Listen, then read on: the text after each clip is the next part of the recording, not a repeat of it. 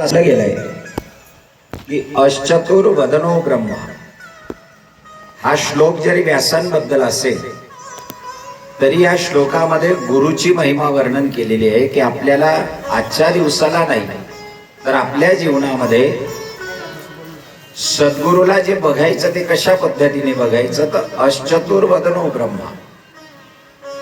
चार प्रकारची चार तोंड जरी नसतील अश्चतुर वदनो चार तोंड नसतील तरी तो ब्रह्म आहे कारण ब्रह्माकडे वेद आहे ज्ञान आहे अश्चतुर वदनो ब्रह्म।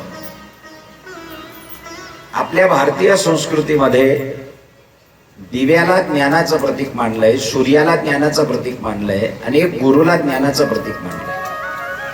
या तीन अज्ञान ध्वांत विध्वंसम माझ्या अज्ञानाला दूर करा आणि त्याची तुलना कोणाशी केली तर कोटी सूर्य समप्रभ म्हणून तीन लोक दिवा आणि असं म्हणतात ना की माणसाला संसाराचं खरं ज्ञान सगळ्यात शेवटी होतं म्हणून ज्ञान दिवा आहे आणि ज्ञान नेहमी पीठावर असतं। ज्ञान नेहमी हे काय आहे याला व्यासपीठ म्हणतात आणि माणसाला मरताना खरं सगळं ज्ञान होतं म्हणून त्याच्याही शेवटी पीठ ठेवतात आणि त्या पीठावर दिवा ठेवतात। हे पीठ ते पीठ तो ज्ञानाचा दिवा हा दिवा। सगळे लोक म्हणतात की मेल्यानंतर या पीठावर दिवा का बरं आहे त्याला ज्ञान प्राप्त झालंय अंतिम समयामध्ये की आता आपलं कोणी नाही त्याच्याशिवाय आपलं कोणी नाही है ना। एका कथाकाराने कथा करत असताना तो गुजरातीतून कथा करत होता आणि एका व्यक्तीने प्रश्न विचारला ये भागवत करोच कथा करोच तो ये कथा ते શું फायदो आम्हाला त्याचा फायदा काय म्हणे की तुम्ही कथा करो कथा सानी करता करवी જોઈએ। तेव्हा त्या कथाकाराने त्याला रात्रीची वेळ होती आकाशाकडे असं बोट केलं आणि विचारलं की आकाश में શું છે तुला काय दिसतंय म्हणे आकाशात तर त्याने उत्तर दिलं कि आकाश में तारा छे आकाश में तारा छे। तेव्हा कथाकार म्हणाला कि आकाश में तारा छे पण जमीन पे तारा कोई नहीं મળે। आकाश में तारा छे पण जमीन पे तारा कोई नहीं મળે। तो एकच भगवान आहे म्हणून कथा आहे तो एकच परमात्मा आहे म्हणून विचार आहे। तर या सगळ्या गोष्टीला समजून घेण्यासाठी आम्हाला जीवन खर्च करावं लागतं आणि आमच्या संस्कृतीत म्हटलंय की बा अंतिम समयाला जे प्रेत आहे ते इतकं शुद्ध झालेलं असतं की त्याला काम नाही क्रोध नाही मद नाही मत्सर नाही आणि मग त्याला सफेद वस्त्र परिधान करून त्याला पीठावर ठेवलं जातं। हे ज्ञान त्याचं आहे तो दिवा आपण सगळ्यांनी बघायचा या पीठावर। पण आपण इतके विद्वान आहेत मुक्त होण्यासाठी ज्ञानाचा दिवा ठेवला जातो पण आपण इतके विद्वान आहे रात्री त्याच्यावर पाठ झापून सकाळी आकार पाहतो हा कोणत्या जन्मात गेला है ना। पीठ ते पीठ आणि हे पीठ जन्म मुक्त करण्यासाठी आहे जन्माला येण्यासाठी नाही। हे पीठ आणि हे पीठ जन्म मुक्त करण्यासाठी आहे मोक्षासाठी। व्यासाला ब्रह्म म्हणजे गुरुला ब्रह्म अश्चतुर वदनो ब्रह्मा द्विबाहुर परो हरी हरीला चार हात आहेत शंख चक्र गदा पद्म पण गुरुला दोनच हात आहेत। मग एकाने प्रश्न विचारला की शंख चक्र गदा आणि पद्म हे चार विष्णूच्या हातात आहे गुरु जर विष्णू आहे मग गुरुला दोनच हात आहेत तर या चार आयुधांपैकी गुरुच्या हातामध्ये कुठला आयुध आहे गुरुने कोणता आयुध धरलेला आहे तर गुरुने गदा आणि चक्र हे दोन सोडून दिले आणि पद्म आणि शंख या दोघांना धारण केले म्हणून पद्म कोण आहे तर गुरुचा पाय पद्म आहे त्यालाही पद्म म्हणतात पायालाही पद्म म्हणतात। म्हणून हनुमान चालीसा श्री गुरु चरण सरोज सरोज माने कमळ पद्म निज मन मुकुर सुधार गुरुचे पाय पद्म आहे आणि गुरु जे बोलतात जे त्यांचे शब्द आहेत तो शंख आहे। आणि गुरुने दोन आयुध बाजूला ठेवले आहेत, एक गदा आणि एक चक्र. चक्र हे फिरणार आहे, गुरु शांत करणार आहे. गदा ही मारक आहे, गुरु हा तारक आहे. म्हणून अश्चतुर्वदनो ब्रह्मा, ब्रह्मासारखे चार तोंड नसतील तरी गुरु ब्रह्म आहे. द्विबाहुर परो हरी, दोन बाहू हरीला चार आहेत, त्याच्यातले दोन सोडून दिले गुरुने. गुरु चक्र धारण करत नाही, गुरु गदा धारण. असे कोणत्या गुरुचा तुम्ही फोटो असा पाहिलाय की त्या गुरुने हातात गदा धारण केली? हा, होई नाही. गुरु मारक नाही, गुरु तारक आहे. म्हणून पद्म गुरुचे पाय. ज्या वेळेला रामायणामध्ये श्लोक लिहिला गेला, 7 दोहे लिहिले गेले, सोरठ लिहिला गेला आणि पहिली चोपाई लिहायला सुरुवात केली, त्यावेळेला पहिला संबंध तुलसीदासांनी गुरूंशी घेतलेला आहे. गुरूंच्या पायाच्या नखाला मणी म्हटलेला आहे, पदनख मणी. म्हणून गुरुचे पाय पद्म आहेत, कमल आहे. मग आजच्या दिवसाला त्याला इतकं महत्व का? तर आजच्या दिवसाला गुरूंच्या दर्शनाला जेवढं महत्व आहे, तेवढं गुरुपदाच्या पूजेला महत्व आहे, की गुरु चरणाला महत्व आहे.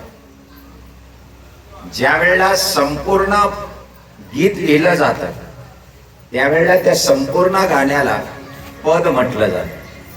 आणि त्या गाण्याचा जो एक भाग असतो, ज्याला आपण कडवं म्हणतो, त्याला चरण म्हटलं. मला तुम्हाला एक छोटासा प्रश्न विचारायचा आहे. तुमची गुरु पदावर श्रद्धा आहे का गुरु चरणावर श्रद्धा? नीट विचार करा. पद कोणाला म्हणतात? जिथे 2, 4, 5 कडवे जेव्हा एकत्र येतात तेव्हा त्या काव्याला पद म्हटलं जातं.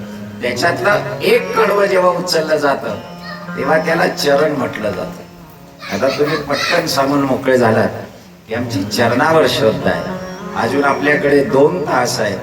चिंतन करा की मला श्रद्धा गुरु पदावर ठेवायची आहे का गुरु चरणावर ठेवायची? तुम्ही विचार. चरण एक कडवं आहे, पद संपूर्ण गीत आहे. पण आजपर्यंत गुरुपदापेक्षा गुरु चरणच बरोबर आहे. कारण गुरुचं संपूर्ण ज्ञान समजणं हे आम्हाला शक्य नाही. आम्हाला एक चरण जरी लक्षात आलं, म्हणून भागवताने म्हटलेलं आहे श्लोकम श्लोकार्धम वा.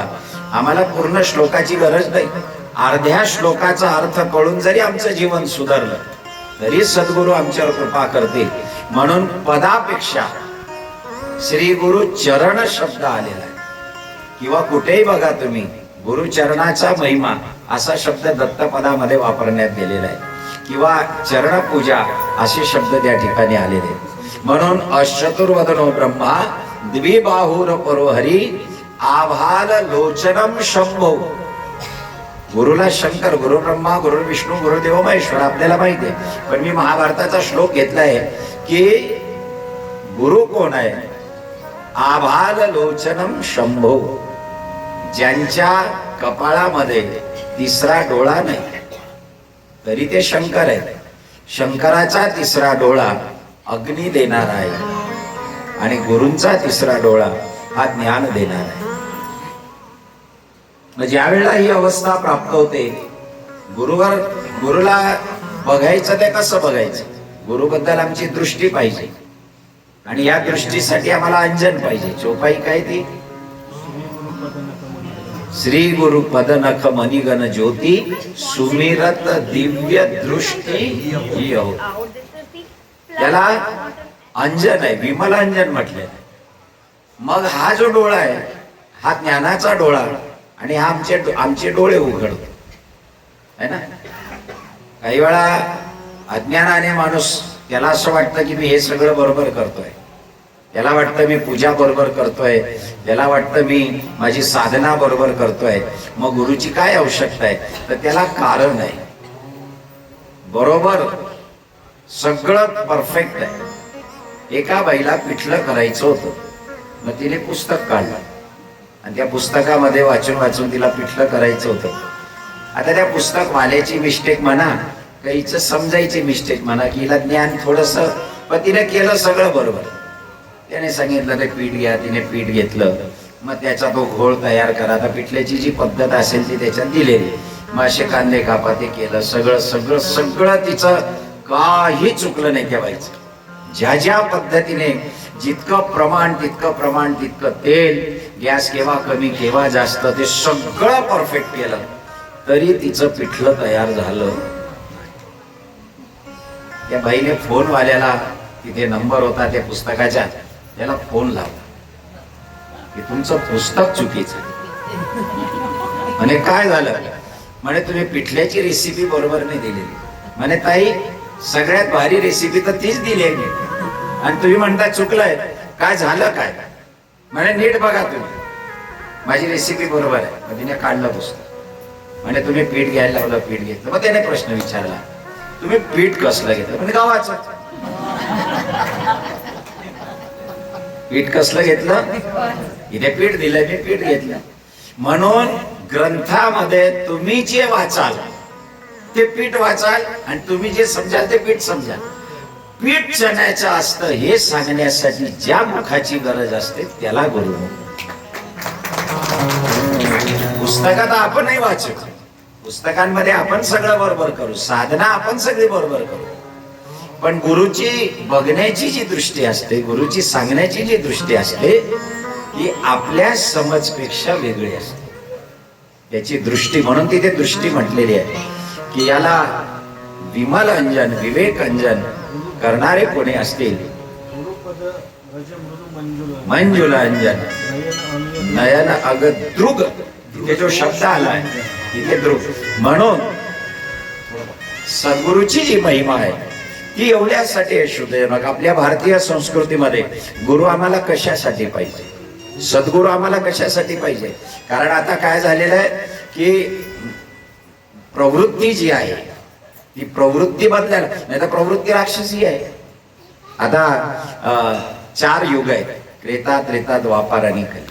याच्यातली एक मौज सांगतो मेडबाई खगेंद्र महाराज. सतयुग ज्यावेळेला पहिलं युग होतं त्यावेळेला हिरण्याक्ष नावाचा राक्षस होता. हिरण्याक्ष नावामध्ये अक्षर किती आहेत? 4. पहिल्या युगामध्ये जो राक्षस होता हिरण्याक्ष, तो 4 अक्षरी होता. मग आलं त्रेतायुग. त्रेतायुग ज्याच्यात रामाने अवतार घेतला, 3 अक्षर झाले, रावण. द्वापार युगात कृष्णाने अवतार घेतला, अक्षर.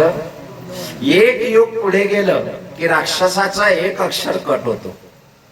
सतयुगामध्ये 4 अक्षरी हिरण्याक्ष होता, 3 अक्षरी रावण झाला, 2 अक्षरी द्वापार युगात झाला. कलियुगातला राक्षस 1च अक्षरी आहे आणि तो मी. तो कोण आहे? मी. मग धर्म कार्य करताना, साधना करताना बाहेरचा, पूर्वी राक्षस यायचे आणि यज्ञकुंडामध्ये काही टाकून निघून जायचे, ते त्रास द्यायचे.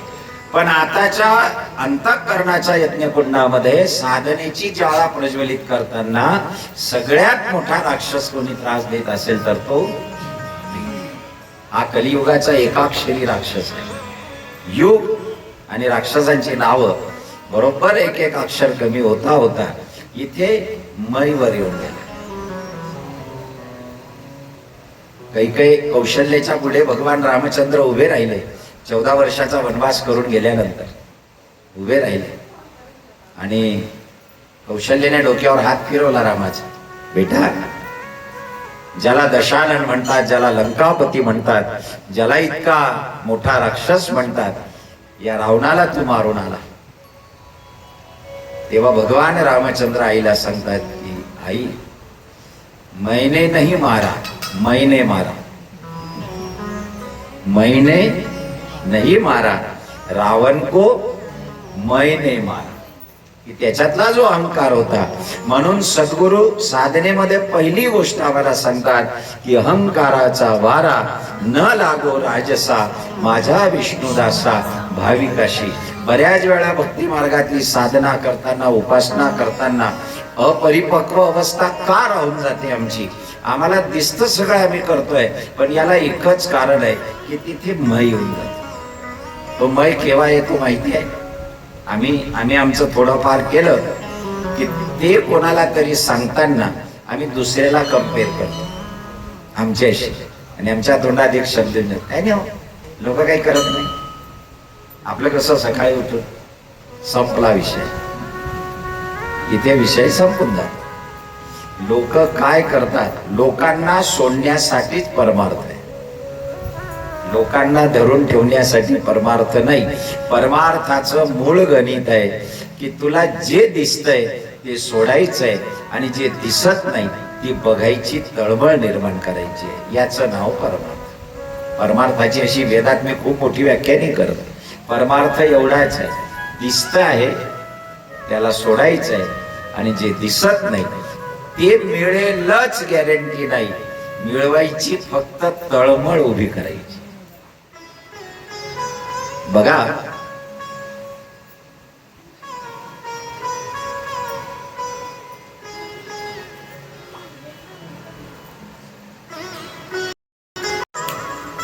श्री कृष्ण. श्री कृष्ण गोविंद हरे मुरारी.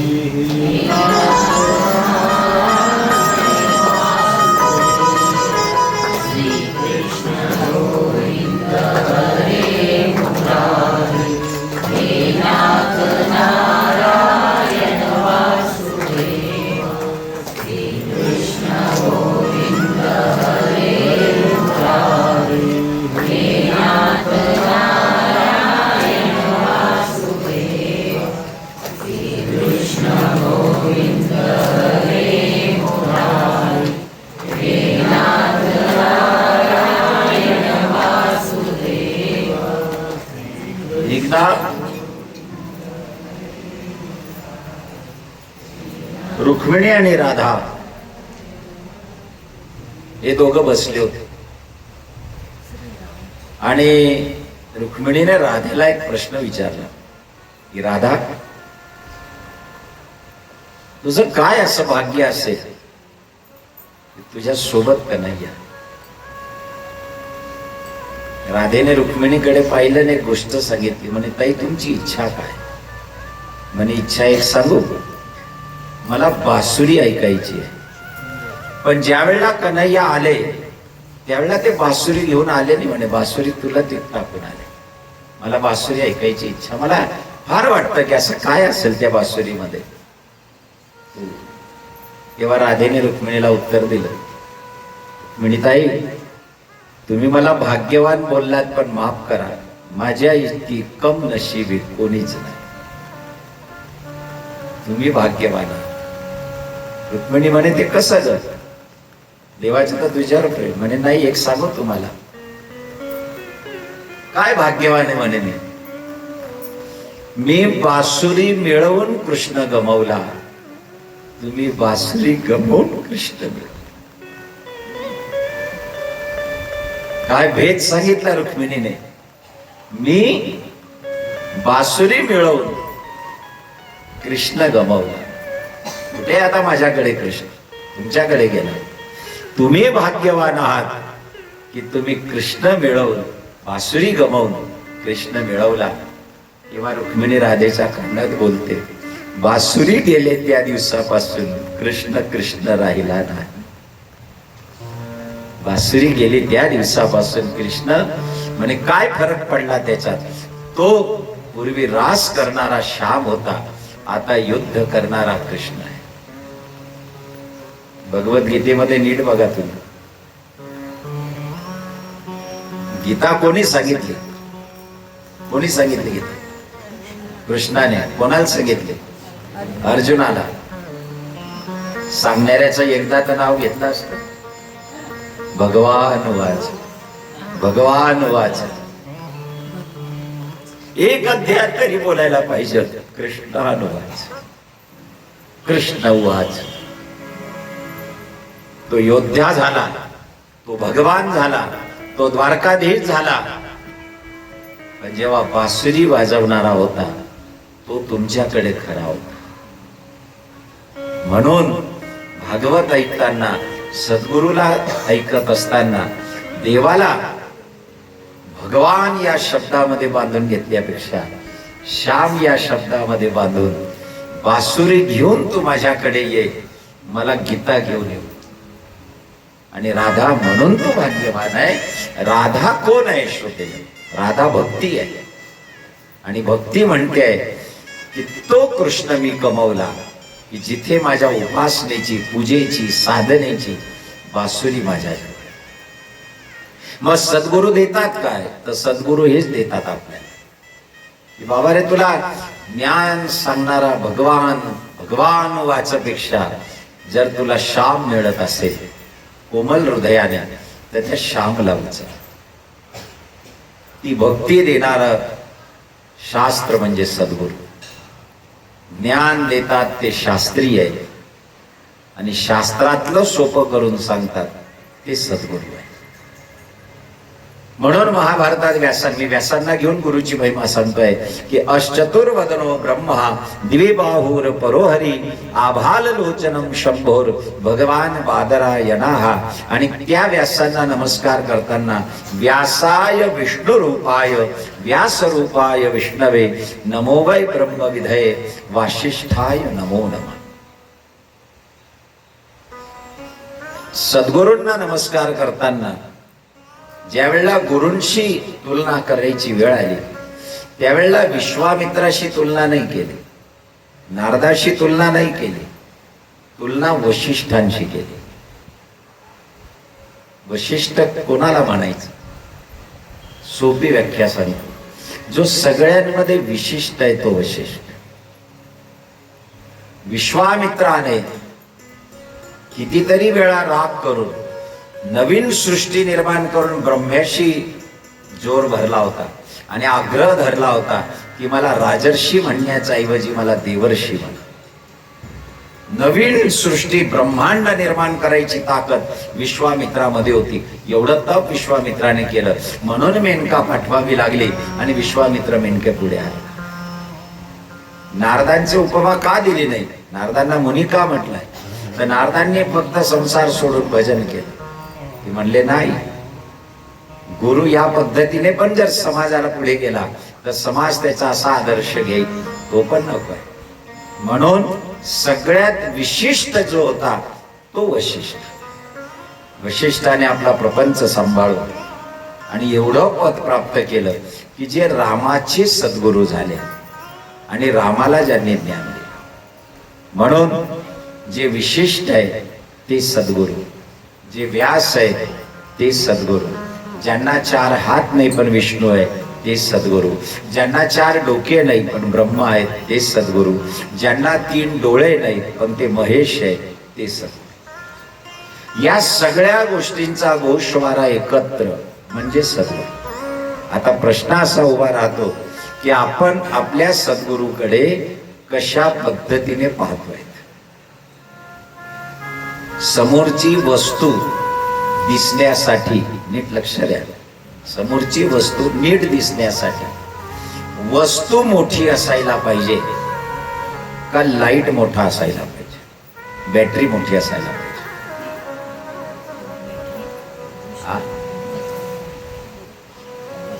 500ची नोट पडली आहे कुठेतरी, तुमचं एवढ्या जागेत ती पडली, तुमची अंधार खूप आहे, तुम्ही अगरबत्ती पेटवली, हा नाही दिसणार. नोट मोठी पाहिजे का लाईट मोठा पाहिजे? नोट आहे तशीच आहे, नोट मध्ये काही बदल नाही. सद्गुरु त्याच्या जागेवर तसाच आहे, सद्गुरु तसाच आहे. तुमचा लाईट किती काम करून राहील त्याला शोधण्यासाठी, बरोबर आहे? म्हणून एका गुरुची अनेक चेले होऊन गेले, पण गुरुचरित्रामध्ये एक अरुणी असा निघाला की ज्याने गुरुची कृपा प्राप्त केली. अनेक शिष्य होऊन गेले, पण एकलव्य एक आदिवासी असा निघाला की ज्याने सद्गुरूची कृपा प्राप्त करून घेतली. कृपा तर दुर्योधन बी तिथे होता, पण दुर्योधनाला पोपटाचा डोळा नाही दिसू शकत, कारण तो अगरबत्ती घेऊन नोट शोधायला निघाला. आणि हा एकलव्य 3 सेलची बॅटरी घेऊन निघाला. म्हणून सद्गुरू आहे त्या जागेवर, तुम्ही ज्या दृष्टीने त्याला बघाल मी अभिमान किंवा स्वाभिमानानं नाही सांगत, पण अशी किती लोक ज्यांनी परिपूर्ण श्रद्धेने समर्पण करून दिलेलं आहे, त्यांच्या जीवनामध्ये जो मोठा बदल झालेला आहे, होईल तुमचं चांगलं एवढं बोलून मी त्यांना आशीर्वाद दिला, ते आज कबूल करतात की महाराज हा बदल मी नाही केला, नोट आहे तशीच आहे, तुमची बॅटरी काम करत. एखादा म्हणतो की आमच्या जीवनात का नाही बदल होत, तो अगरबत्ती घेऊन शोधून जाय.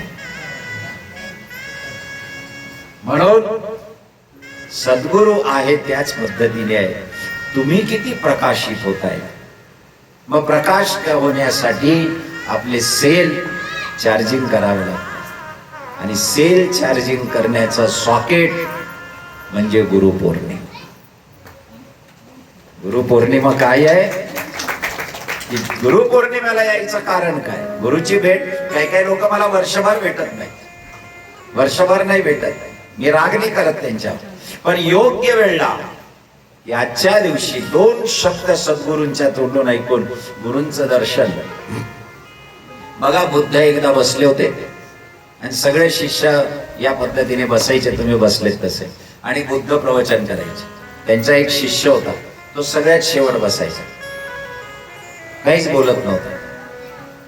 बुद्धांच्या प्रवचनाला कोणी टाळी वाजवायचं, तो काहीच बोलत नव्हता, सगळ्यात शेवट. बाकीचे लोक चर्चा करायचे की बावळट आहे, पुढे बसणार आहे काय. पण लोकांच्या एक गोष्ट अशी लक्षात आली की प्रवचन चालू असताना बुद्धांची नजर त्याच्यावर राहायची. जवळचे लोक असं बघायचे की एकदा तरी बुद्धांनी असं आपल्याकडे पाहावं, पण त्यांची नजर त्याच्यावर राहायची. एक दिवशी बुद्ध गादीवर बसले आणि बुद्धांनी मौन धारण करून घेतलं. सगळे शिष्य बसले, एक शब्द बोलले नाहीत बुद्ध. मौन. 1 तास झाला. सगळ्यांना अपेक्षा होती गुरु आता काही बोलतील, आता काही बोलतील, आता काही बोलतील.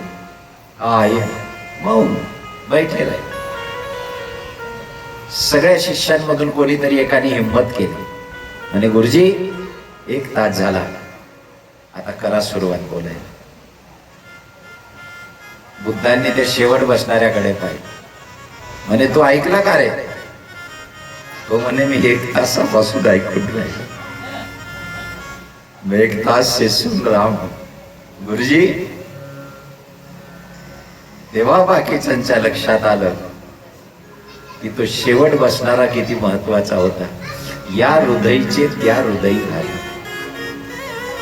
मैं 1 घंटे से आपका प्रवचन सुन रहा हूं, रोज जितनी मजा नहीं आई उतनी मजा आ जा. जे पुढे बसणारे विचार करायला लागले की तू काय ऐकलं, आज गुरु काय बोलले. तर बुद्धांनी त्याला सांगितलं की इकडे ये आणि बोल मी आज काय बोललो.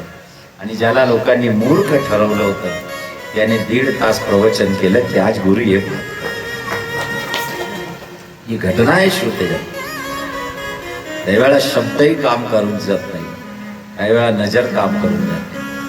म्हणून गुरुची महिमा आगात काय म्हटलंय, काही गुरूंनी प्रवचन करून समजवलं, काही गुरूंनी ध्यान करून समजवलं, काही गुरूंनी शिव्या देऊन समजवलं, काही गुरूंनी विरोध करून समजवलं. विरोध कितीतरी उदाहरणं आहेत अशांची.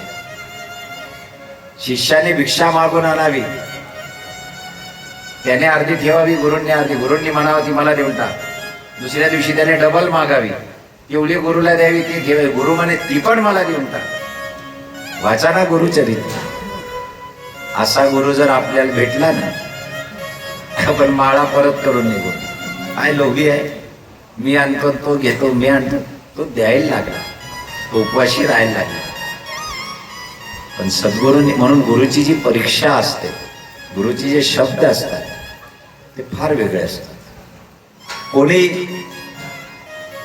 स्पर्श दीक्षा दिली, दीक्षेचे प्रकार आहेत. स्पर्श दीक्षा, विवेकानंदांसारखा विद्वान कॉलेज कुमार, स्वभावाने थोडा हूड, ज्याचं नाव नरेंद्र होतं, त्याने रामकृष्ण परमहंसांना असे काही प्रश्न विचारले.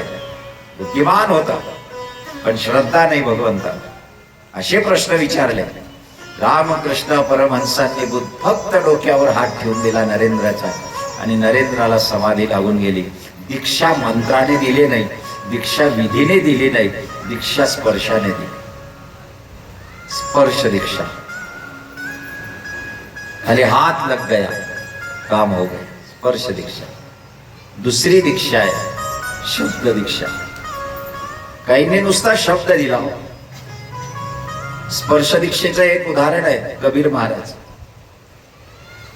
गोविंद पादाचार्यांना कबीर महाराज या ठिकाणी म्हणतात की मला तुमचा अनुग्रह पाहिजे. ते नाही म्हणतात की तू अजून ठरायचा बाकी आहे, तू हिंदू आहे का मुसलमान आहे, तू सापडलेला मुलगा आहे, तुझी जात नाही, मी तुला कस काय मंत्र देऊ.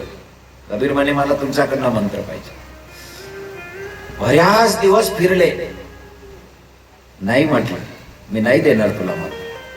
तुझी अजून जात ठरायची बाकी आहे की तू अजून हिंदूचा मुलगा आहे का मुसलमानाचा मुलगा. कबीर म्हणाले की मी पण तुमच्याकडनं मंत्र घेतल्याशिवाय राहणार. त्याने अभ्यास केला की गुरुजी रोजचं काय आहे. तर रोज पहाटे गुरु गंगा स्नानाला जात होते. तेव्हा काही इतके लाईट नाही, काही नाही, हिवाळा होता, कडक अंधार पडलेला. अंदाज घेऊन घाटाचा पायऱ्या उतरत होते. कबीर महाराजांनी 4-5 पायऱ्या जाऊ दिल्या आणि एका मोठ्या पायरीचा आडोशाला खाली झोपून गेले. पहाटे पहाटे आंघोळीला जाणारे गुरु त्यांचा पाय लागला, स्पर्श झाला पायाचा आणि त्यांच्या मनात आलं की अरे माझा पाय कुणाला लागला, कोण आहे. आणि पाय लागल्यामुळे गुरूंच्या तोंडातून फक्त 2 अक्षर निघाले, हे राम, हे राम, माझा पाय कुणाला लागला. राम शब्द तोंडातून गुरूंचा निघाला. कबीर उभे राहिले. एवढंच तर द्यायला सांगत होतो मी एवढ्या वर्षापासून की मला अनुग्रह करा, मला अनुग्रह करा. म्हणे मी तर तुला पाय लागला. ते काय बोलले ते जाऊ द्या, तुमच्या तोंडातून राम निघाला. आणि कबीर महाराजांनी राम राम राम जेव्हा उच्चारायला तर याचा परिणाम असा झाला, कबीराचे शेले विनायला भगवान आला आणि ठाई ठाई शेल्यावरती दिसे राम नाम, कौशल्याचा राम माझा. कबीर महाराज राम शब्द. स्पर्श दीक्षा. इथे नारळ घेऊन गेले नाही, फुलहार घेऊन गेले नाही, कुठलेच काही झंझट नाही. कबीरने सकाळी आंघोळ पण केली नव्हती, रात्रीचा पडला होता. गुरु केव्हा येते. म्हणून ही परमार्थाची ही जी लाईन आहे ही फार वेगळी आहे. आपण तिला ज्याच्यात बांधून ठेवलंय ते फार वेगळं आहे. या बंधनातली ती बंधनं मुक्त करण्यासाठी ज्ञानाची गरज आहे की मला नेमकं काय. सगळ्या प्रकारचा शंका ज्या दिवशी नाश पावून जातील ना की तुम्हाला प्रश्नच शिल्लक राहणार नाही, त्या दिवशी श्रद्धा पक्की झाली असं समजे. जोपर्यंत तुम्ही मनामध्ये एखादा प्रश्न विचारून राहिले असं का, तोपर्यंत अजून श्रद्धा अपूर्ण आहे किंवा कच्ची आहे. शंकेचा परिपूर्ण नाश म्हणजे श्रद्धा. कबीराला स्पर्श दीक्षा आहे, विवेकानंदांना स्पर्श दीक्षा आहे, काहींना शब्द दीक्षा आहे. बाळ ध्रुवाला कान जवळ घेऊन नारदांनी डोक्यावर हात ठेवून मग मंत्र दिला, ओम नमो भगवते वासुदेवाय. ही मंत्र दीक्षा आहे.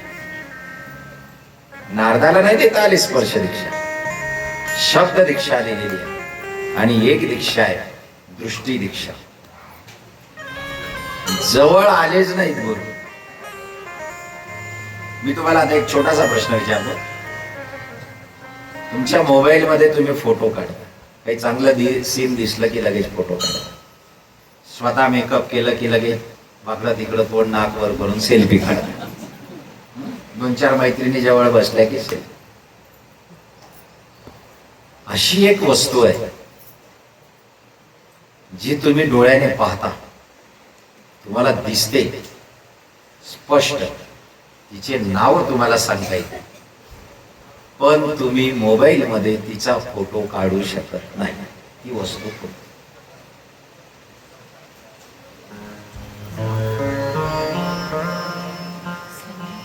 जो बोले त्याला मी आम्ही आज 100 रुपये. हा सावली दिसते नाही, सावलीचा फोटो येतो नाही, मन ही वस्तू नाही. जिसको सब नाही नाही, ज्याला डोळ्याने पाहिलंय तुम्ही, ज्याला रंग आहे, रूप आहे, ती वस्तू आहे. रंग आहे तिला, हालचाल आहे, आवाज आहे. आवाज काय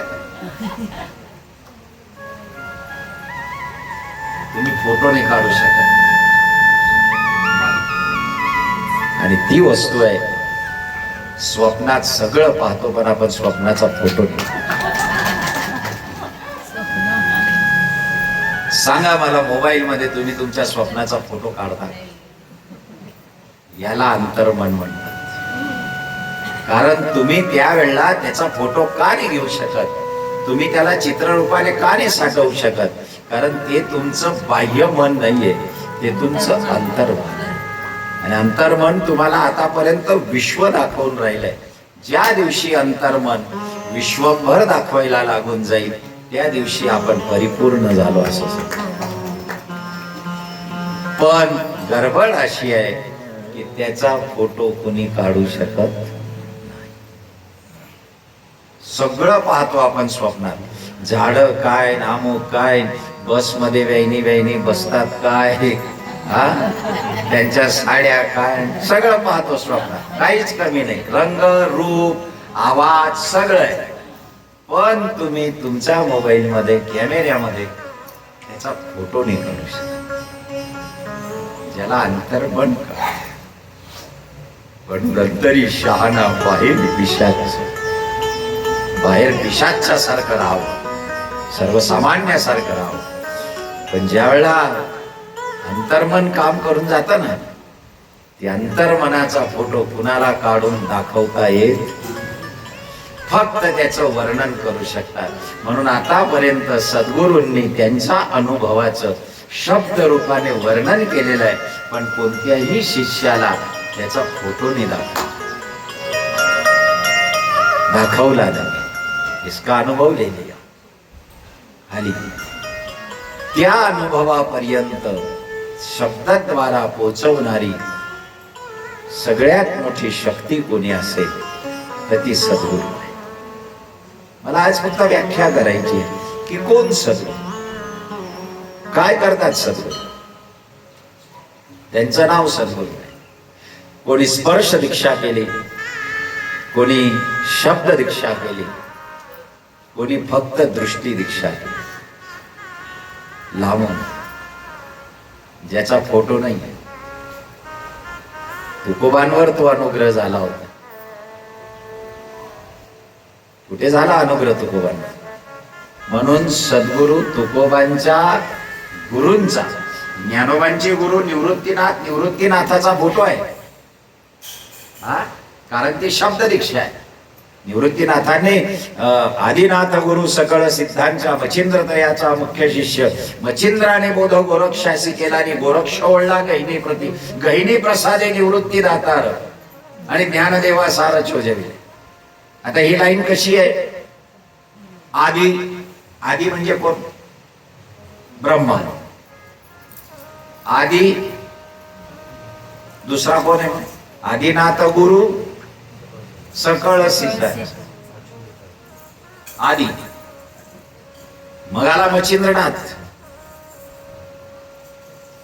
मच्छिंद्रनाथ कोणाचा अवतार आहे? आदिनाथ गुरु मच्छिंद्र. मच्छिंद्राने बोध गोरक्षासी केला. मच्छिंद्र विष्णू आहे, गोरक्ष महादेव. गोरक्षासी केला. आदिनारायण ब्रह्मा आहे, ब्रह्मा विष्णू महेश. गोरक्षासी केला. गोरक्ष ओळला गहिने प्रती. गहिनीनाथ पुन्हा कोणाचा अवतार आहे? ब्रह्मदेवाचा. गहिनी प्रसादे निवृत्ती दातार. निवृत्ती महादेवाचे अवतार. निवृत्तीनंतर ज्ञानदेव महाविष्णूचा अवतार, सखा माझा ज्ञानेश्वर. म्हणजे यांनी काय गंमत केली आहे थोडक्यात सांगू. ब्रह्म्याने विष्णू सांगितलं, विष्णूने महादेवला सांगितलं, महादेवने पुन्हा ब्रह्म्याला सांगितलं, पुन्हा विष्णूला सांगितलं, पुन्हा महादेव. हे तिघच जण खेळत राहिले, जगाला येडं बरोबर. हा, अपने अपने में मस्त रहे. जो आपल्या मस्तीत मस्त आहे तो सद्गुरू आहे. लाईन तर बघा यांची. ब्रह्मा विष्णू विष्णू महेश, ब्रह्मा विष्णू विष्णू महेश चलते रे. पुन्हा ज्ञानोबांपर्यंत गोष्ट आली. निवृत्तीनाथ पुन्हा ज्ञानोबा विष्णूचा अवतार झाला. विष्णू भगवंतांनी पुन्हा गीता, महाविष्णूचा अवतार सखा माझा ज्ञानेश्वर. ज्ञानेश्वर महाराजांनी पुन्हा गीता सांगितली. भगवान कृष्णाने सांगितलेली गीता पुन्हा ज्ञानेश्वरी सांगितली. म्हणजे काही हरकत नाही. मग यांना पुन्हा महादेवाची गरज पडली. एका मुसलमान व्यक्ती सच्चिदानंद बाबा त्याचं प्रेत जिवंत करून ज्ञानेश्वरी लिहिली गेली.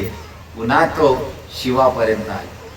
त्या एकनाथ बाबांनी पुन्हा तिला शुद्ध केली. आणि एकनाथ होते कोण म्हणले तर भानुदासाचे कोळी एकनाथाचे अवतार म्हणे. तिथं ब्रह्मदेव होते. पुन्हा तिथेच खेळत राहिले. म्हणून हे सगळे गुरु एकत्र बोलायचे असतील तर एवढ्या गुरूंची नावं लक्षात ठेवल्यापेक्षा एकच शब्द बोलायचा. गुरुर ब्रह्मा गुरुर विष्णू गुरुर्देव महेश्वरा गुरुर साक्षात परब्रह्म तस्मै श्री गुरवे नमः. कभी ब्रह्मा कभी विष्णू कभी महादेव. पुन्हा कधी एवढ्यातच राहिले. यांनी त्यांना एकमेकांनी गप्पा मारल्या आणि त्या गप्पांमधून सगळ्या समाजाला ज्ञान होत गेलं. जे समजले ते समजले. बाकी या तिघांशिवाय कोणी गुरु नाहीच जगाव. म्हणून हा श्लोक जन्माला आलेला आहे की गुरु खरा अर्थ हा आहे त्याचा. गुरु ब्रह्मा कभी ब्रह्मा बनके आदिनाथ गुरु सकळ सिद्धांचा. मग आले विष्णू मच्छिंद्र दयाचा मुख्य शिष्य. मग महादेवाने अवतार घेतला आणि तो गोरख मच्छिंद्रला सांगतो कुठ मच्छिंदर गोरख आया. तो महादेव आणखीन सांगतो मी गुरु बनून घ्या.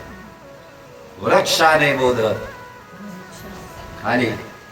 पुन्हा विष्णूंकडे आले. विष्णूंनी पुन्हा महादेवाकडे सोडलं. या तिघांमध्ये ज्ञान चालत राहिलं चालून राहिलंय. माहित होतंय आजपर्यंत तुम्हाला. म्हणून गुरुर ब्रह्मा गुरुर विष्णू गुरुर्देव महेश्वरा. तीनच देवांचा संबंध का आला. चौथा देव का आला नाही याते. यांनी आतापर्यंत या तिघांनीच खेळ केलेली.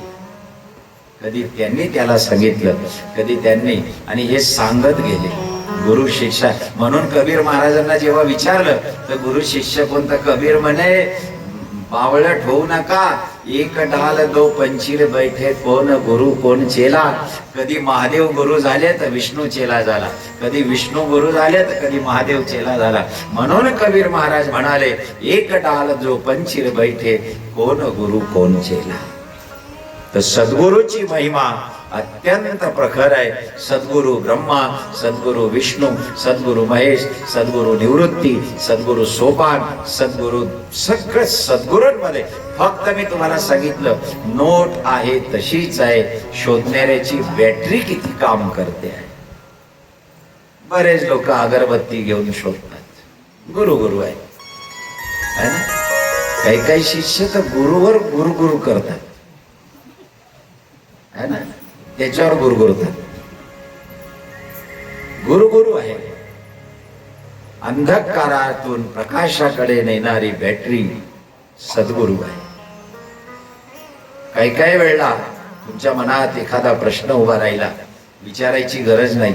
बऱ्याच लोकांनी सद्गुरूचं नुसतं स्मरण करून स्वतःचं उत्तर शोधून घेतलंय. ही ताकद आहे सद्गुरूमध्ये.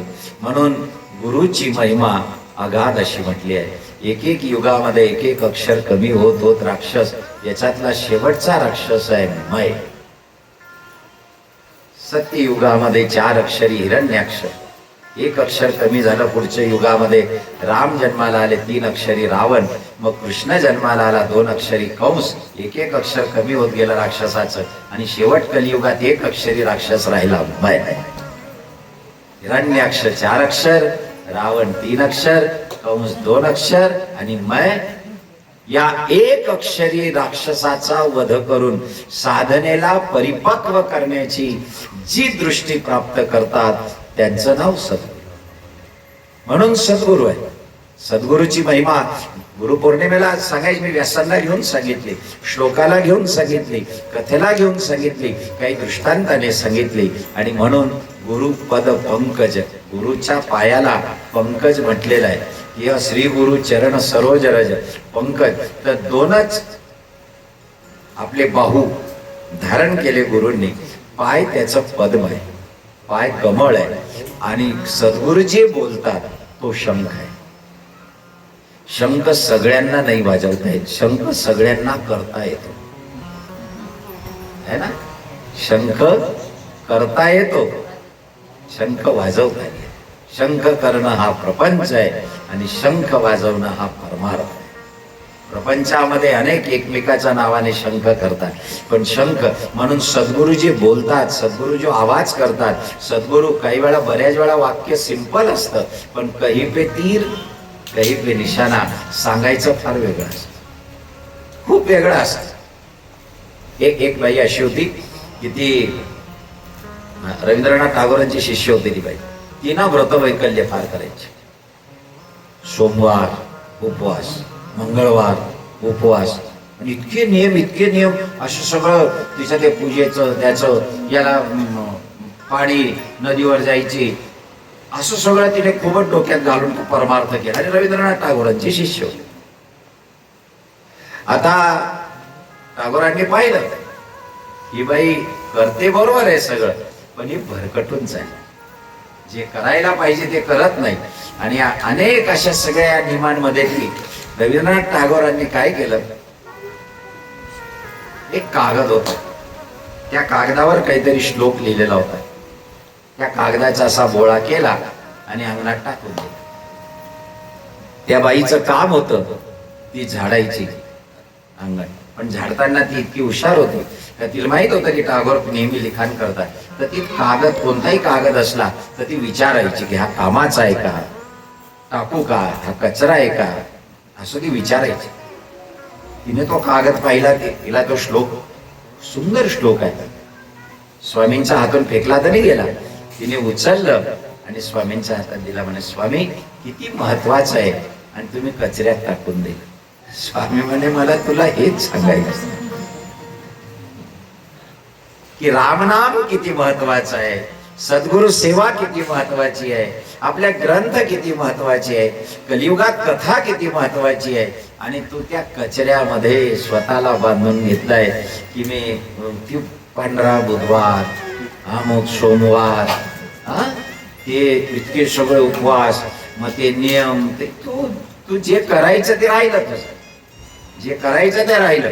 आणि इतक्या नियमांमध्ये स्वतःला बांधून, आणि नियम तुटला की स्वतः शंका निर्माण करायची, स्वतः शंका निर्माण करायची. आता बघा, मी असं एक मनामध्ये मनोदय केला होता, संकल्पना पण मनोदय. सविताताईने नर्मदा किनारी कथा केली, चला बुवा आपण आता भाऊने कांदा लसूण सोडलं, म्हटलं मुलगा करतो तर आपणही त्याच्या पावलावर पाऊल, मुलाच्या पावलावर पाऊल ठेवून चालायचं. मी सोडलं, पण आता त्याच्यात माझ्यात काय फरक आहे, तो रोज जेवण घरी करतो आणि माझं जेवण.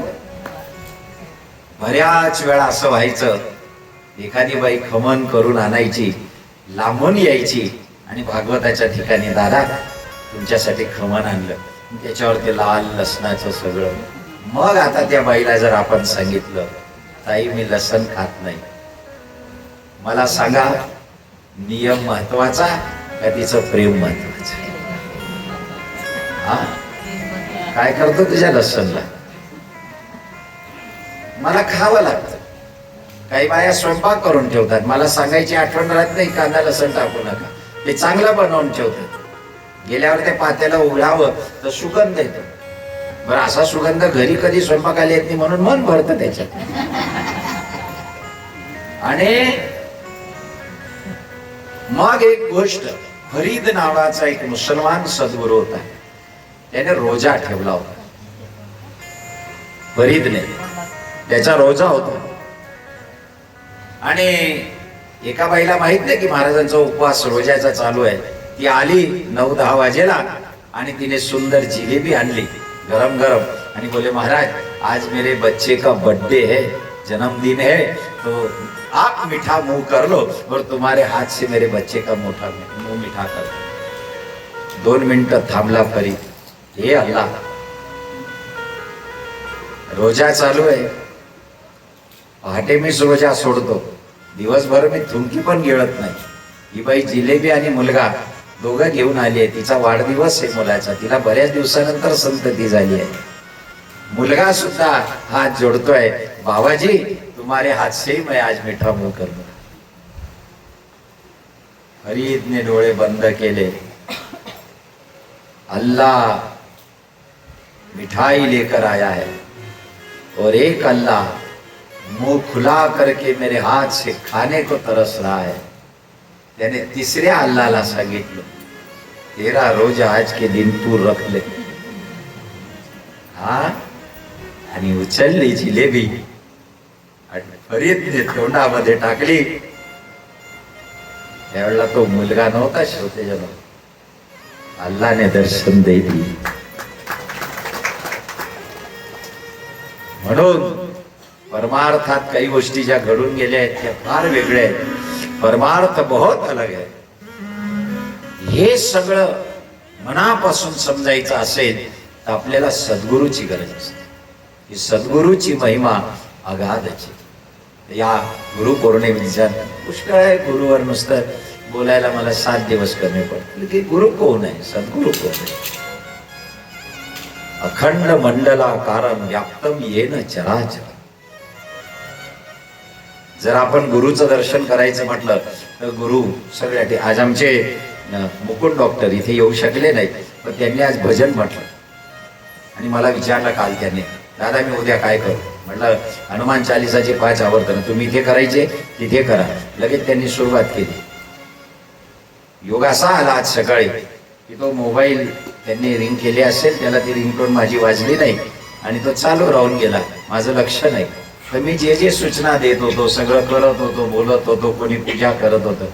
20 मिनिटं त्यांनी ऐकलं आणि मग मला कॉलवर सांगितलं की दादा तुम्ही, मी जरी आलो नाही पण 20 मिनिट मी तुमच्या सान्निध्यात होतो. सद्गुरूची महिमा अगाधची. मोबाईल कसं चालू राहील, त्या व्यक्तीपर्यंत ते गेलं कसं.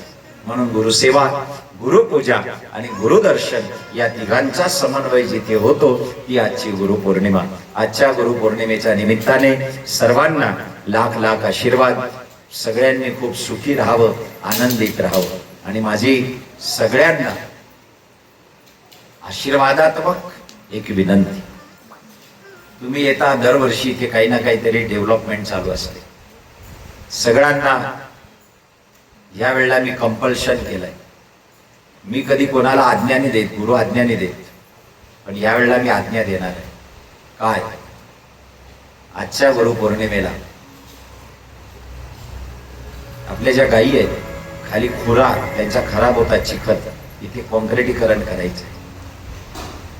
आज जेवढे लोक आलेले आहेत त्यांना कंपल्सरी, तुम्हाला जे द्यायचं ते तुम्ही द्या, मी ते नाही म्हणत, पण कंपल्सरी आज आज्ञा आहे माझी, तुम्हाला 100 रुपयाची पावती फाडायचीच आहे.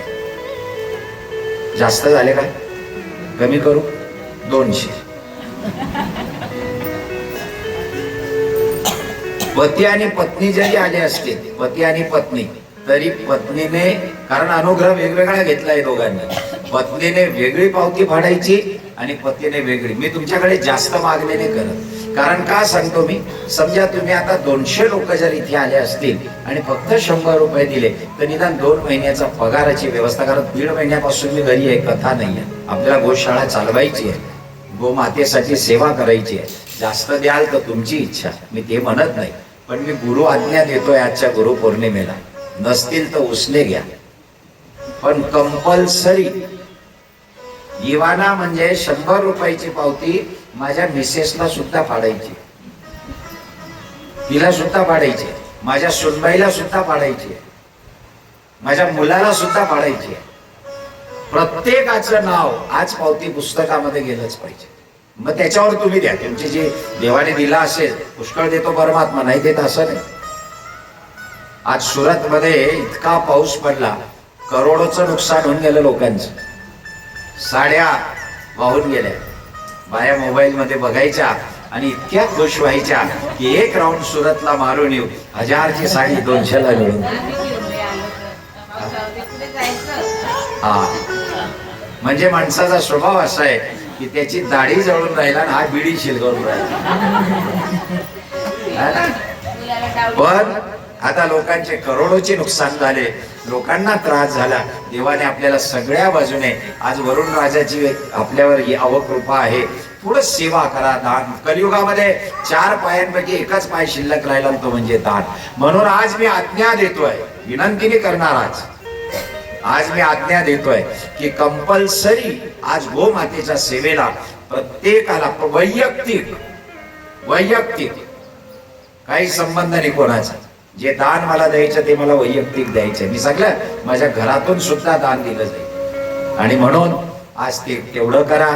सगळ्यांनी गुरुदर्शन घ्या, गुरुपाद्य पूजा करा. एवढ्या दिवसापासून आमच्या ब्राह्मणपुरीच्या उषाताई हे गुरुपौर्णिमेचा भंडारा देत होते. जवळजवळ त्यांनी हा नेम 14 वर्ष चालवला. 14 वर्षापासून ते भंडारा देतात. पण यंदा मीच त्यांना नाही म्हटलं. ते तयार होते पण मी नाही म्हटलं. का? त्यांचे पती वारले आणि गेल्या वर्षी त्यांचा तरुण मुलगाही वारला. मला योग्य वाटलं नाही की आज छातीवर दगड ठेवून त्या बाईने, पती वारले तरी मला ठीक आहे, मुलं करणारे, पण ज्या वेळेला मुलगा गेला, घरातला करता गेला, त्यावेळेला मी तिला म्हटलं की ताई एवढा खर्च तू आता उचलायचा नाही. आता नसेल आम्ही मुरमुरे वाटून देऊ. इथे काही आम्हाला जेवणच पाहिजे असं. पण आमचे शिष्य जे माझ्यासोबत नर्मदा परिक्रमा ज्यांनी पायी केली, द्वारका पायी केली, पंढरपूर वाऱ्या पायी केल्या, उनपदेव माझ्यासोबत पायी केला, असे आमचे अनिलभाई आणि सविताबेन यांनी मग लगेच विडा उचलला की या वर्षाचा महाप्रसाद आम्ही करू. तर या वर्षाचा महाप्रसादाचे मानकरी अनिलभाई आणि सविताबेन, पुढच्या वर्षाचे मानकरी आमच्या मोयदा गावातून जेपी आप्पा ज्यांना आपण म्हणतो, पण त्यांची सुनबाई म्हणजे ब्राह्मणपुरीची अरुणाबेन यांची मुलगी आयली की प्रीतम, प्रीतम आयली. तर त्या प्रीतम ताईने सांगितलं की तिला यंदा इच्छा होती पण तिचे सासरे गेले अमरनाथला, ती अजून आले नाही. म्हणून ती म्हणाली की आम्ही पुढच्या वर्षी तो महाप्रसाद घेऊ. आणि तिसऱ्या वर्षी म्हणजे त्याच्यानंतरचा प्रसाद आमच्या रोहिदासबाई उभेरा दामळ द्यायचे, म्हणतो ताई उभे रे, यांनी मला येऊन सांगितलं की दादा तिसऱ्या वर्षाची गुरु पौर्णिमा ह्या आमचा महाप्रसाद असेल. आता याच्यानंतर मग पांडुरंग जे करेल, तिच्याला कोणाला इच्छा काही खूप काही लागतं असं काही नाही, पण 200-250 लोकांचं 300 लोकांचं जेवण 3 वर्षापर्यंत आपल्या शिष्य मंडळीतून त्या ठिकाणी विडा त्यांनी तो उचललाय. कुंजाबाई टाळी वाजवा. 14 वर्षाचं भोजन कुंजाबाईने या ठिकाणी. शमशेरपूरकर फार जुने शिष्य, सुरतला कथा व्हायच्या, त्या कथेमध्ये अगदी स्टार्ट पासून कुंजाबाई माझ्यासोबत, ज्यांनी पंढरपूरची वारी माझ्यासोबत केली, परिक्रमा केली, असे कुंजाबाई यांनी त्या ठिकाणी झालं 4 वर्ष. हे बंद नाही राहणार, हे त्याची लीला आहे, परमात्म्याची लीला आहे. तर ही गुरुपौर्णिमा आपली अशा पद्धतीने चालू राहील. सर्वांना माझे भरभरून आशीर्वाद. मी जे तुम्हाला आज्ञा केली आहे ती आज्ञा माझी आज मोडायची नाही. किती द्या, मी तुम्हाला 100 बोललो दादा असं नाही, तुमच्या ऐपतीप्रमाणे परमात्मा तुम्हाला जी बुद्धी देईल. कारण हे करणं गरजेचं आहे. एवढ्याने काही कॉन्क्रीट होणार नाही, पण थोडाफार हात लागेल, निदान पगार दिला जाईल. कारण आता 2 लोकांना पगार द्यावा लागतो, इथे सगळं सांभाळावं लागतं. माझ्याही प्रकृतीच्या मनाने मी कथेचं यावर्षी प्रमाण फार कमी केलं आहे. नाही तर कथा चालतात तर कथेतून लोक देतात, पण आता गोशाळेचं हे सगळं चालवणं गरजेचं आहे. म्हणून ते करा सगळ्यांनी. सविताताईने अनिल पाटील यांनी आणलेला मथुरा काशी जय द्वारका तीनों तीर्थ नहाए, मथुरा काशी जय द्वारका तीनों तीर्थ नहाए, सतगुरु बिना कहीं नहीं फिर गोता खाए. सतगुरु मेरा सुरमा करे शब्द की चोट, सतगुरु मेरा सुरमा करे शब्द की चोट, मारे प्रेम का गोला हरे परम की चोट. हरे ब्रह्म की चोट. वा वा वा. हरे भरम. मी तेच प्रवचन करत होतो की हरे भरम की चोट. म्हणून शुद्ध प्रेम ठेवा, प्रपंच आपला सांभाळा. मला एकाने विचारलं की दादा आम्ही परमार्थ करतो तर याचं प्रमाणपत्र काय. म्हटलं सकाळपासून तर संध्याकाळपर्यंत फॅमिलीतल्या लोकांमध्ये जर वाद होत नसेल, वाद म्हणजे रागवणं वेगळं आणि वाद म्हणजे ज्याचा द्वेष, की जे 5 मिनिटानंतर मिटतच नसेल तर तोपर्यंत आपला परमार्थ कच्चा समजायचा. आणि जर घरातल्यांना तुमची वाट पाहण्याची, की तुम्ही कुठे गेले असाल आणि घरातले तुमची आतुरतेने वाट पाहत असाल, तर समजायचं की आपला परमार्थ ही परमार्थाचं गणित. बाकी जाऊ दे, ते ज्ञान किती प्राप्त झालं, पुस्तकं किती, हे तर भरपूर आहे, भरपूर आहे. म्हणून साधा परमार्थ. माझ्याकडे जास्त नाही, मी कोणाला कोणते नियम दिले नाही. मी फक्त माझं एक म्हणणं असतं, 2 गोष्टी जरूर करा. एक भजन करा आणि कोणी आलं तर त्याला भोजन. महत्वाचं भोजन. बऱ्याच वेळा मला भजनापेक्षा जास्त लक्ष कशावर असतं? भजनपेक्षा भोजन. कारण भजनचा परिणाम झाला आणि होईल. भजनचा परिणाम झाला आणि होईल, पण भोजनचा परिणाम तिथेच होतो. लगेच तृप्ती. चटणी जास्त झाली तर सकाळपर्यंत लगेच रिझल्ट मिळेल. भोजन कलियुगामध्ये, म्हणून नर्मदा परिक्रमेमध्ये सगळ्यात जास्त काही केलं जात असेल तर भोजन केलं जातं, की किसी को भी खिलाव पहिले. म्हणून भोजन आणि भजन. आणि माझा महामंत्र फक्त एवढाच आहे, कोणता?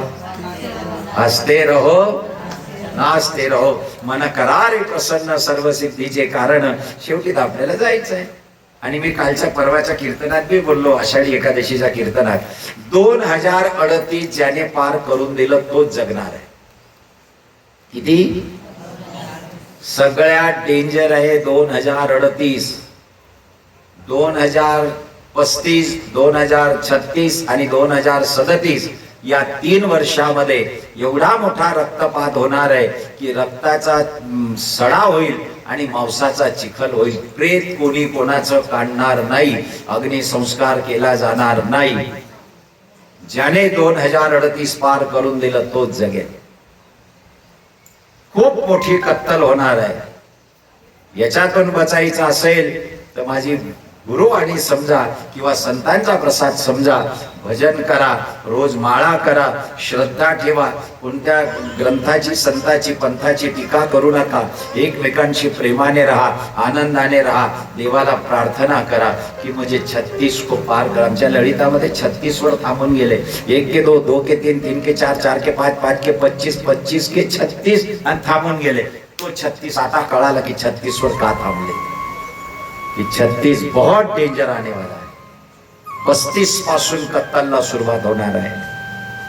3 वर्ष मनुष्य नरसंहार होणार आहे. जन्माला घातलेलं बाळ आई कुकर मध्ये शिजवून खाणार आहे. एकाच घरामध्ये माय लेकी सौती होणार आहे. आणि त्याची उदाहरणं भरपूर येऊन राहिलेले आहेत. मोबाईल मध्ये आपण पाहतो, भाचीने मामाशी लग्न केलं. आता परवाला मी पाहत होतो, नवरदेव परणायला आला, जानस घरी मुक्काम केला. नवरदेवाला आपल्या पत्नीपेक्षा सासू जास्त आवडली. रात्री दोघं पळून गेले.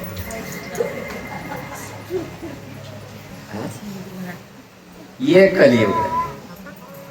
सासूशी लग्न केलं, निघून गेले. जो पती होणार होता तो बाप झाला. जो पती होणार होता, ही घटना सगळी घडती आहे, होणार आहे. याच्यावर कोणीच बंधन करू शकणार नाही. या सगळ्यांमधून जो सुटून राहिला, म्हणून आता श्रीमंत होण्याच्या भानगडीपेक्षा शांत होणं जास्त महत्वाचं आहे. भजन करणं जास्त महत्वाचं आहे. संस्कार टिकवणं जास्त महत्वाचं आहे. या सगळ्या गोष्टींसाठी या अशा ठिकाणी या वर्षभरात ही सगळी व्यवस्था आहे. एक दिवस राहा, भजन करा. आता काल आमचे जगानाना कुठे आहेत? जगानाना नाहीये. काल ही व्यक्ती सकाळी 9 वाजेपासून तर संध्याकाळी 5 वाजेपर्यंत अखंड हनुमान चालीसा केला. त्यांनी 108 हनुमानचा. टाळ्या वाजून त्यांचं स्वागत. एवढ्या वर्षापासून गोशाळा इथे आहे, पण 108 हनुमान चालीसाचं एका बैठकीमध्ये अनुष्ठान करणारी ही पहिली व्यक्ती. ज्याने 108 हनुमान. आणि विचारलं जगानाला की एक म्हणजे हनुमान चालीसा मध्ये जो 7 बार पाठ कर कोई छूट ही बंदी महासुख होई. त्यांनी ते केलं. ऐसा कुछ करो.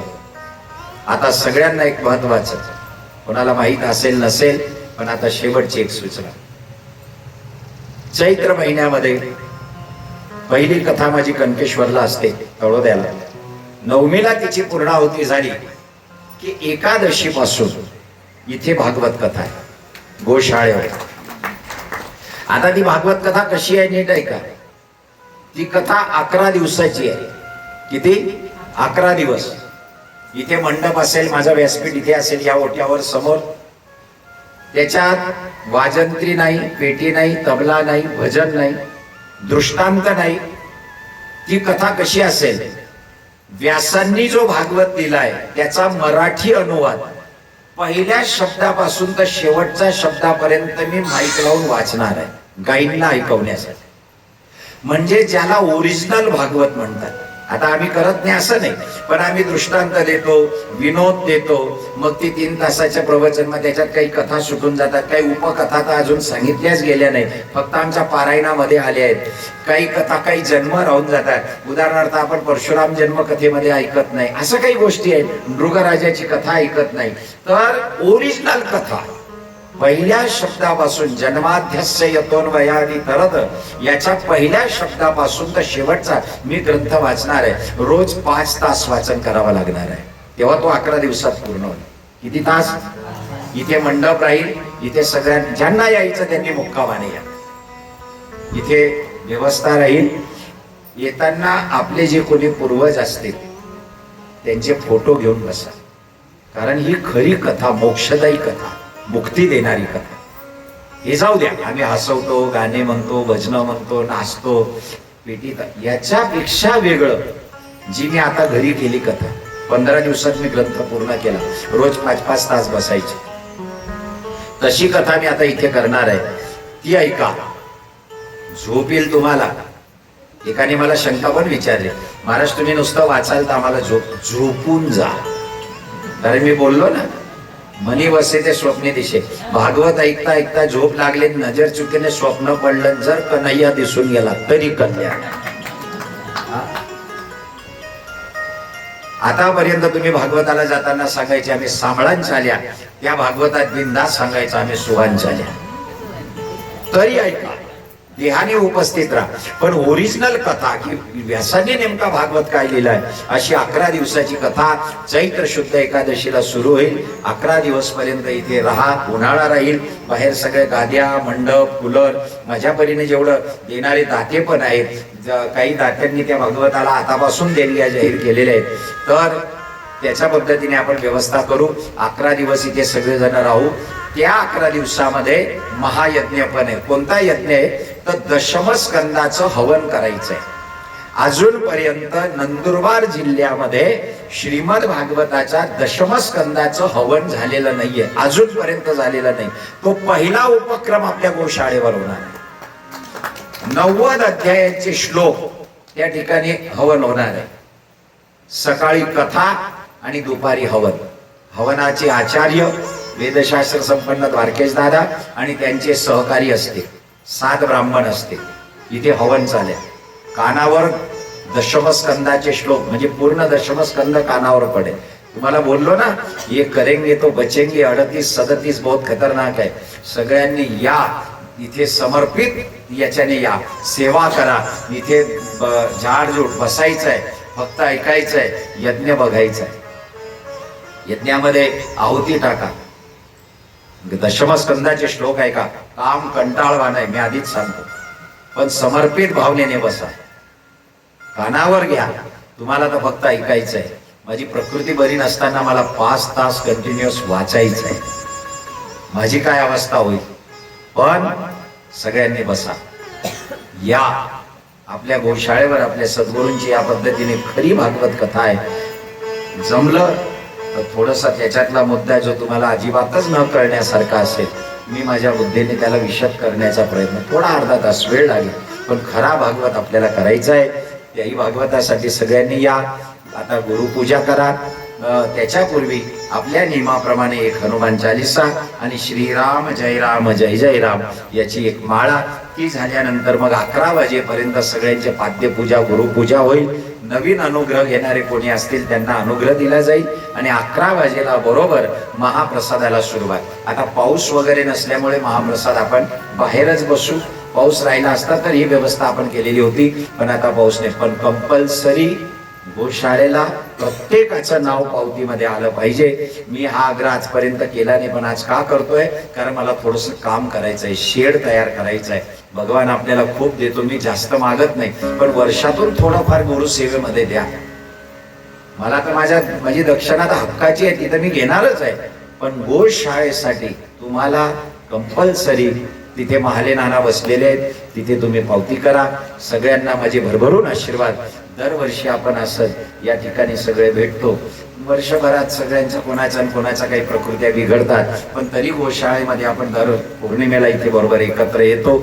आणि भगवान सगळ्यांना सुखी ठेवो. सगळ्यांवर माझे भरभरून आशीर्वाद. आणि यानंतर हनुमान चालीसा, श्रीराम जयरामची एक माळा आणि मग गुरु पहिला मान. आजचा ज्यांनी महाप्रसाद दिलाय अनिल भाई आणि सविताबेन हे पाद्यपूजा करते आणि मग सगळ्यांनी पूजन करायचंय. गुरुजी आणि योगेश तुम्ही हनुमान चालीसा माईक मध्ये म्हणायची.